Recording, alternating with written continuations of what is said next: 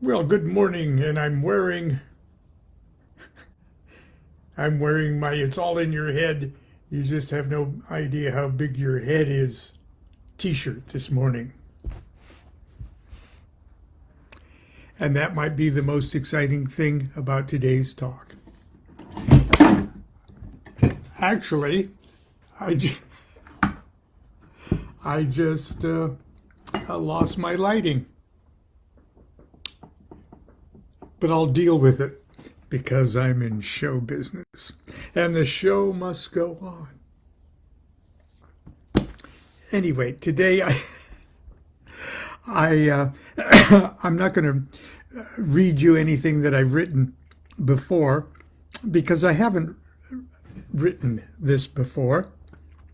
But it originally, what I'm going to talk about today, originally was part of the plan, part of the chapter plans of this book that I wrote 25 years ago. Okay, My Life with the Spirits.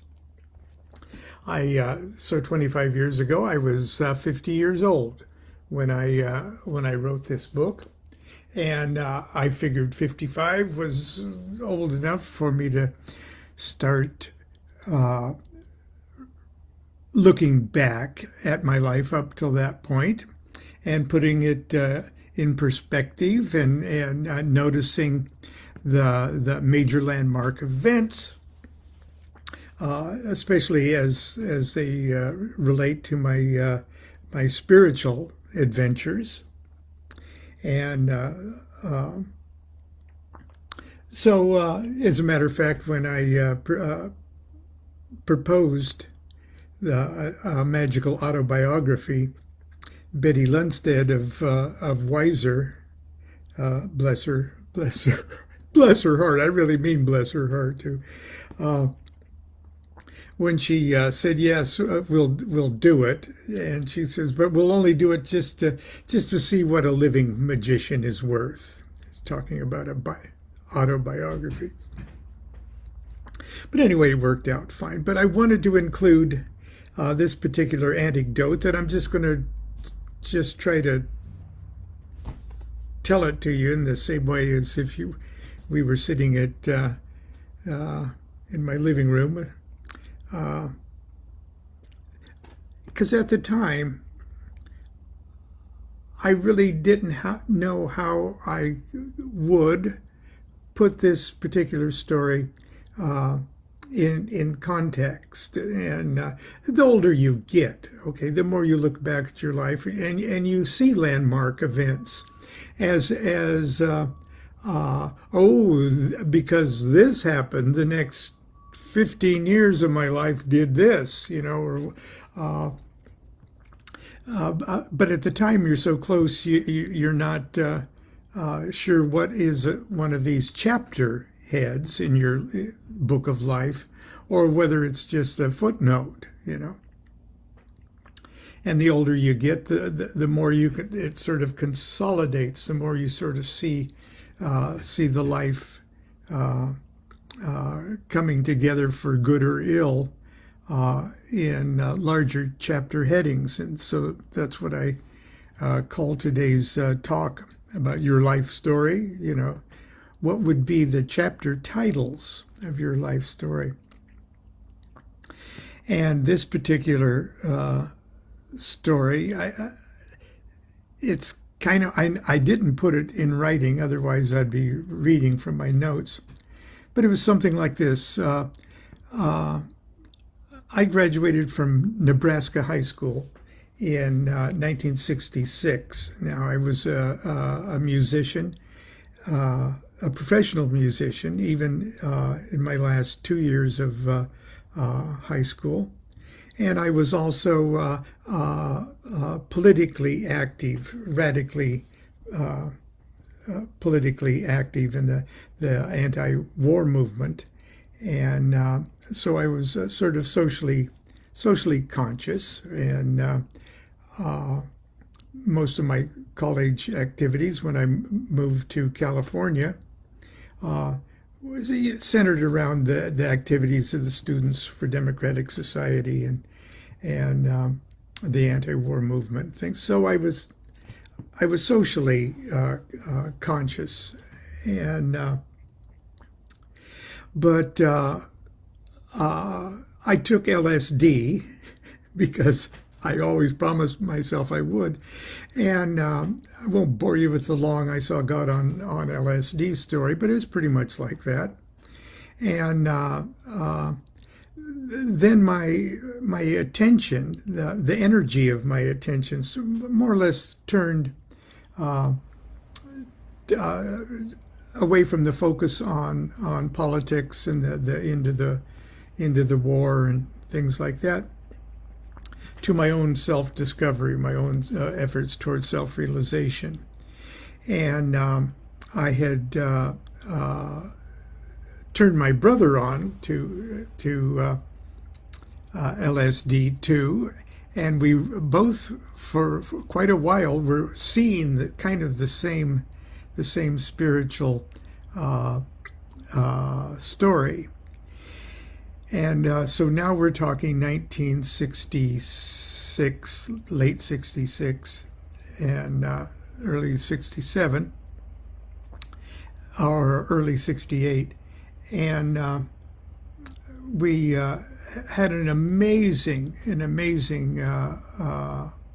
revelation out in the desert at Joshua Tree National Monument. And I talk about that a lot. I always talk about that vision, because right after that, I mean, later that day, I proposed to Constance, who was living back in Nebraska. It was her birthday, and it was just sparkly. I think we need to get married, and she didn't know why she said yes, and I'm not sure why I asked. But it all worked out okay. Okay, the reason I'm telling you all of this is because part of that early spiritual study and the people I was reading was Swami Vivekananda, Ramakrishna, but most of all, Paramahansa Yogananda. Okay. Love the Paramahansa Yogananda. Autobiography of a Yogi. If you haven't read it, oh gee. George Harrison had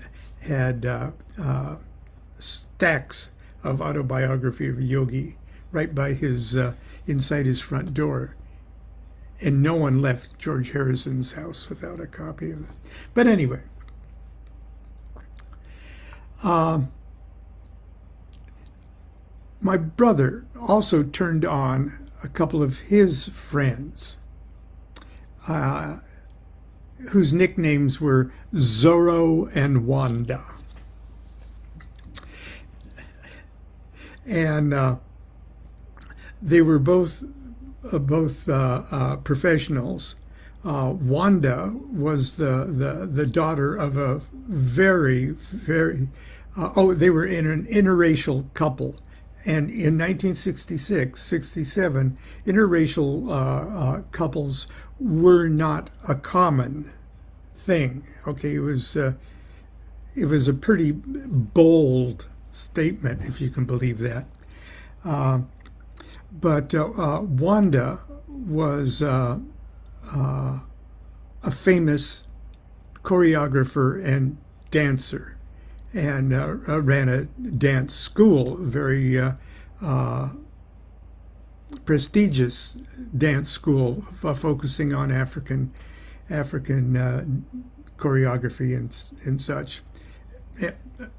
And they always performed at the music center, and I mean, they were world-class people, both of them. And Zorro was also a professional, and he sort of helped manage her. I think he was an attorney. But anyway, my brother turned them on to the softer aspects of psychedelics. And incidentally, Wanda's father was a very, very famous and notorious East Coast gangster. So we had some colorful friends, and we made them even more colorful by introducing them to our psychedelic uh, adventures. Anyway, Constance and I and my brother and his wife, uh, we became friends with a young Quaker couple who he was a professor at the University at Irvine, and she was a, midwife, and they had 5 children, and we turned them on. And in short order, the Quaker couple, Mark and his wife, and Constance and I, said we more or less followed Timothy Leary's advice. We tuned in, we turned on, and then we dropped out. We dropped out to Southern Oregon, sold everything we had pretty much. I kept a few guitars, but we moved to Southern Oregon, bought a 1/4 acre of land, built a little cabin for Mark and his wife, and we sort of ran out of money. So we didn't have money for supplies to build a house for Constance and I. But anyway, we were happy. We were blissful. It was paradise. We lived right by the Illinois River. We swam in the river. Well, we bathed in the river. And Constance cooked on a wood stove, and it was like we were living in the Shire, okay? As a matter of fact, that's where I was reading The Lord of the Rings at the same time. Constance decorated our little temporary cabin. We lived in a little cabin behind the barn where the Wizard of Tequilma and his wife lived. It's a long story. A lot of it's in My Life with the Spirits.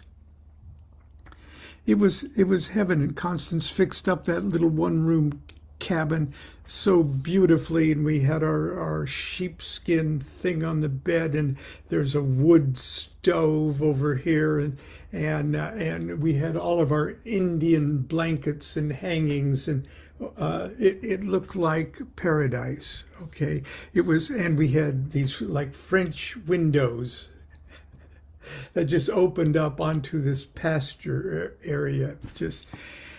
And it was so cool that Muggles from Grants Pass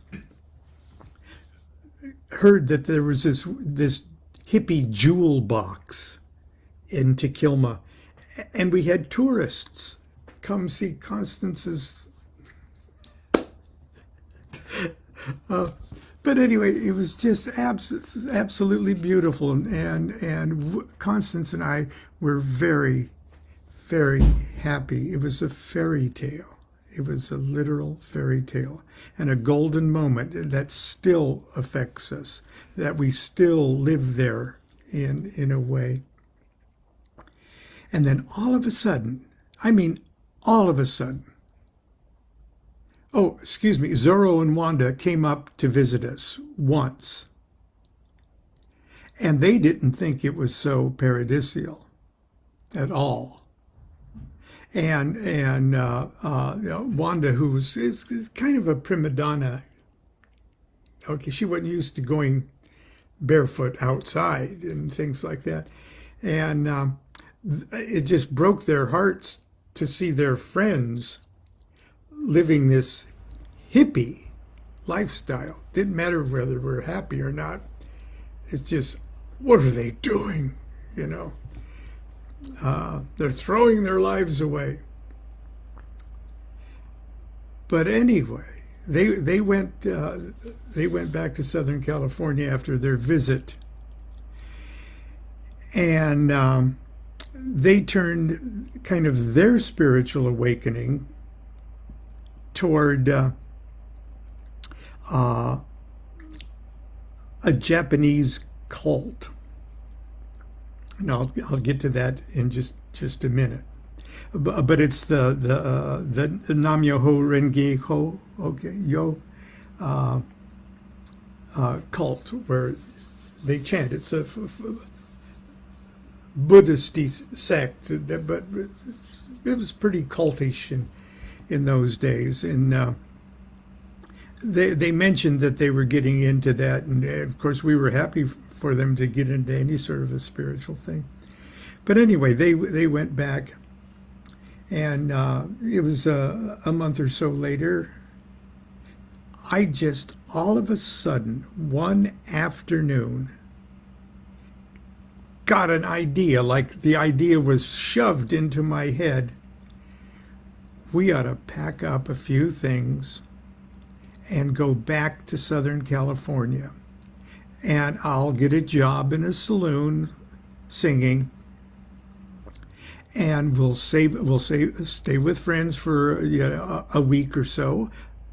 I'll get a job in a saloon, and in 5 days I'll make enough money to get the materials for our house, which I could have done. It was kind of a good idea, but it happened just like that. Very strange. And I had no problem at all talking Mark and his wife into the reason I'm not using Mark's wife's name, because I'm not sure that everybody has passed away, but I don't know if she would appreciate it still. I had no trouble talking Mark and his wife and Constance into this idea, and because it's just like it's a 1.5 day drive, kind of thing. Well, actually, we stayed one night someplace on the way. But anyway, we immediately just packed up our sheep. We left our one-room jewel box,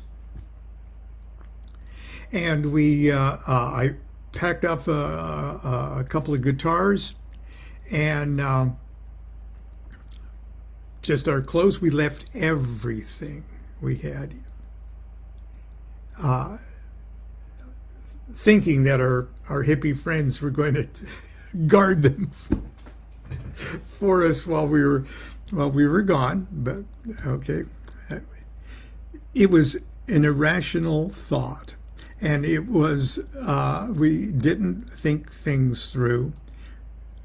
And when we finally got into the Los Angeles area, and it was like coming back down into Mordor. Okay, the smog and it just, this is why we left. Oh, God, yeah.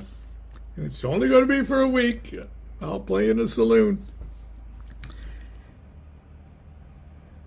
The first place we came to, Zorro and Wanda were living in Covina at the time. And so that was the kind of area north of us that we came to first. Now, Constance, for the trip, she had an afternoon, so she baked bread. She baked bread for our trip, and it was this beautiful braided egg bread. She made the most fantastic. She could cook on that wood stove right by our bed. Okay, but anyway, she had all this beautiful homemade fresh bread to bring. And we decided, well, the first place we'll stop by is Zorro and Wanda's place in Covina. And we knock on the door. They open the door. Wanda opens the door, and she looks at us,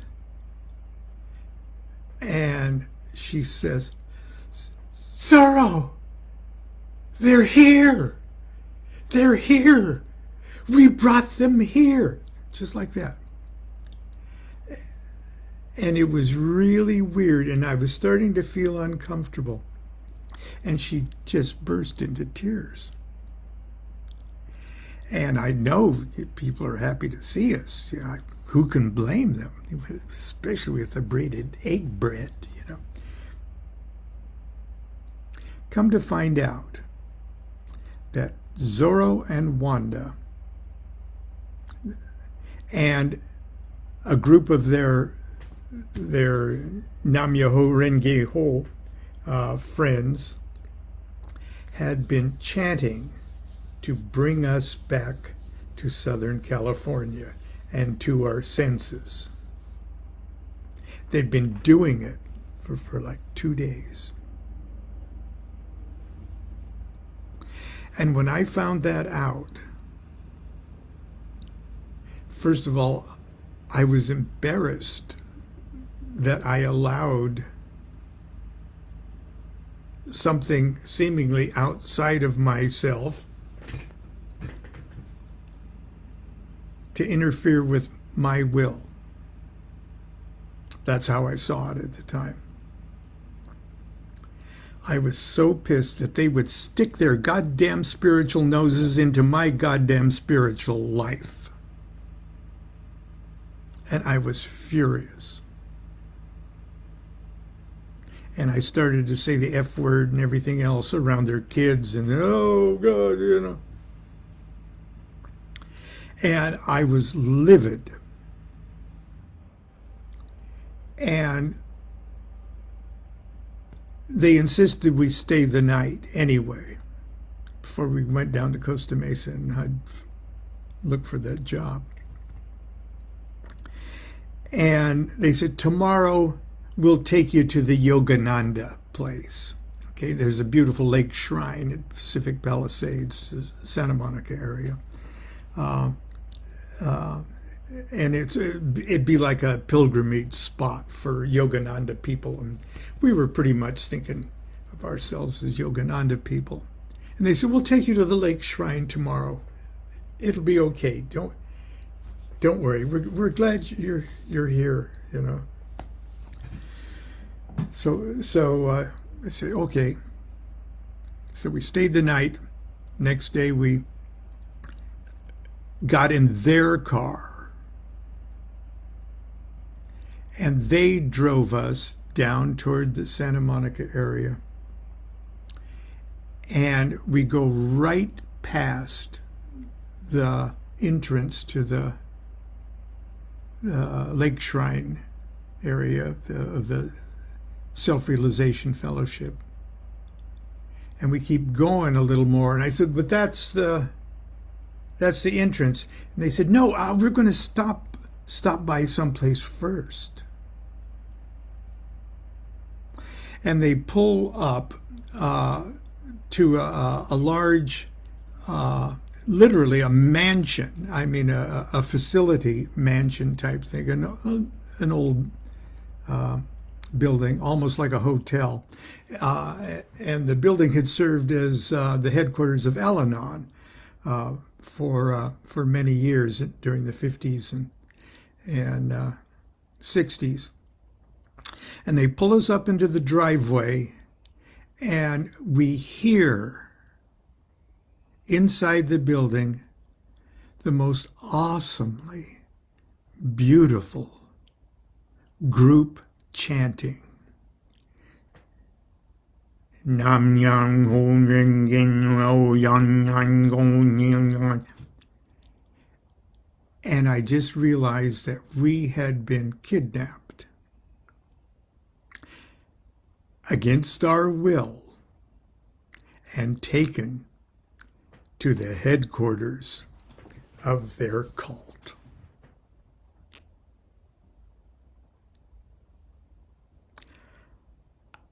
Steam was coming out of my ears, okay? I was so pissed. Oh my God. We were in their car. Literally, we were kidnapped. And these people love us. Don't get me wrong, okay? They would never dream of hurting us, okay? But it was so against somebody's will to do this. But they had such confidence, belief in the power of their beliefs, that it'd be okay, that our will would be secondary to the greater things that lay ahead of us. And so we go in, and I can't tell you how beautiful that chant, that group chanting was. And there's men on one side and women on the other, as I recall. And we take our shoes off, and there were hundreds of shoes neatly piled up where everybody had taken their shoes off. And Zorro said, "There's someone I want you to meet." And there was a very important figure. I couldn't tell you his name or anything else, but he was sort of a head, a high guy in the hierarchy, who was visiting from Japan. And it was a dignitary of the organization. And it probably was a great honor. It'd be like meeting a mini Dalai Lama, or something like that. I should have been courteous and everything else. But here's a guy, and he was helping out.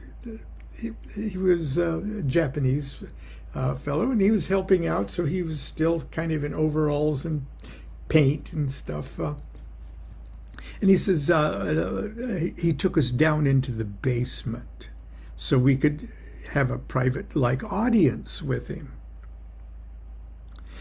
And admittedly, I wasn't open to anything but how much I wanted to tell him, how much I was upset about all of this. But anyway, we sit down, and there were band instruments, trumpet cases and stuff. I guess I don't know why there were band instruments down there, and we all sat in a circle. They had folding chairs laid out, and of course, we don't sit in folding chairs. We're real yogi hippies. We sat on the floor. I tried to sit in the lotus as long as possible. But anyway, the guy gives us a little rundown of the how ancient the cult is, and he made absolutely no effort whatsoever to approach this whole thing that he was into from a spiritual dimension at all. Not that because he assumed we didn't want to hear something on that level.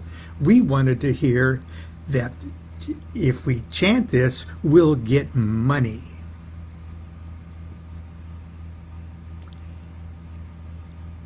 And here I am, been in the SDS since I was 16.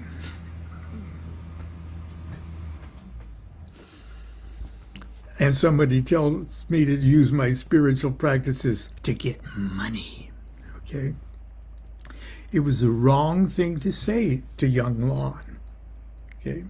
And young Constance too, but young Lon is rude. Anyway, and he came at it from that, and then he explained for thousands of years they've done this and everything else, and I interrupted him. And I said, look, we're into yoga, okay? We're into yoga. That means union, okay? Our thing is union with God, okay? Not money. And he actually said, and I have to remind myself that English wasn't his first language, but he said, quote, "This goes beyond union with God." And if I was sitting in a chair, I would have been knocked off of it. I immediately assumed that he didn't know his ass from a hole in the ground. And that was probably incorrect. I'm thinking more that English wasn't his first language. And that was the worst thing to say to young Lon. This goes beyond union with God. And then he said, union with God is great when you got $5 in your pocket.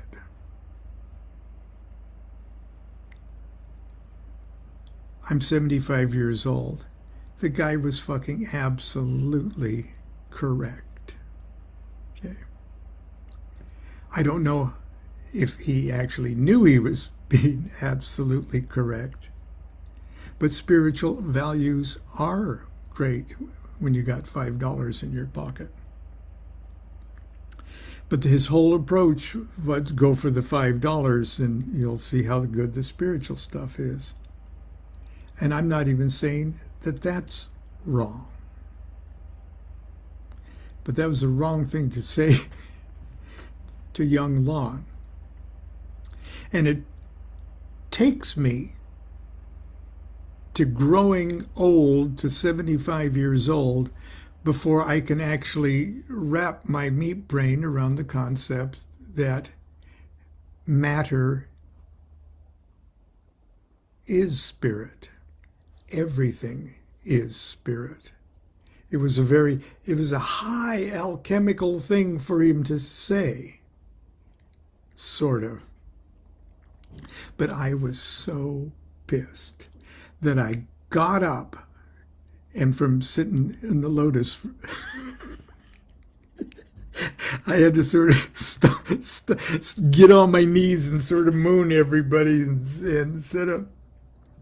And I embarrassed our friends Zorro and Wanda. I embarrassed Mark and his wife and Constance. I embarrassed everyone sitting in the room. And I couldn't think of a word, of a label that was foul enough to say what I thought this guy was. So the worst thing I could think of from my old left-wing past was, you're an imperialist. And you're an imperialist. That's this is spiritual imperialism. And I storm out, and Constance and everybody and our friends are making apologies for me and everything else. And I'm the first one out the door of that temple. And on my way out, I look around for my shoes, and I finally find my shoes. And then I look at those 300 pairs of shoes that are laying there, and I take my shoes, which are like work boots, and I just mess up all the shoes on the floor where people are going to have to take 10 minutes to find. And I go out and I pout in front of the car until Zorro and Wanda and everybody else comes out. And then they take us to the lake shrine. And then they take us home. Then Constance and I and Mark and his wife get in our car, the Volkswagen bus, a blue one too. And we go to Costa Mesa. And the first thing that happens when we go to Costa Mesa, I go to a beer bar that's known to me. The bartender says, "You must be Lonnie." I said, "Yes." He said, "Do you want to work?" And I said, "Yes." He said, "Well, your old partner's working down at the Reuben E. Lee. Go down there. I think you can sing with him tonight." And I did. That's my old partner, Charlie D. Harris. And Charlie and I, he was kind enough to say, "Yes, this is a wonderful gig." I mean, it was a swank. It was a riverboat, okay? It was a good gig. And he loaned me clothes and everything else. And we did our duo thing together. And then we moved a couple days later to another Rubens establishment, and we sang some of the songs that we had written. I'd known Charlie before we went to Oregon, and we were playing on a Saturday night. I got the money to buy enough wood and windows to build the little cabin for Constance and me. The Volkswagen bus was all packed up for us to go back to Oregon the next day, which was this Sunday. So there was one more Saturday night playing with my partner Charlie. Two guys from Columbia Records came in and got drunk that night to celebrate their second gold record in 90 days. They produced the Spiral Staircase that had I Love You More Today Than Yesterday, and I forget what the other one is. But anyway, they got so drunk that we sounded good. And when they found out that we wrote our own stuff, they felt confident they could make these two guys stars. The night before we were to go back to Oregon, they said, "Come to CBS. We'll set you up for a demo." So that meant we'd have to stay one more week. So we decided to stay one more week. We made that demo. They liked that demo.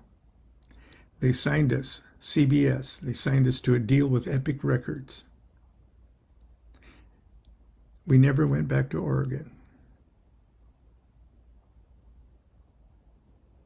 That started the music career. I was 20 years old.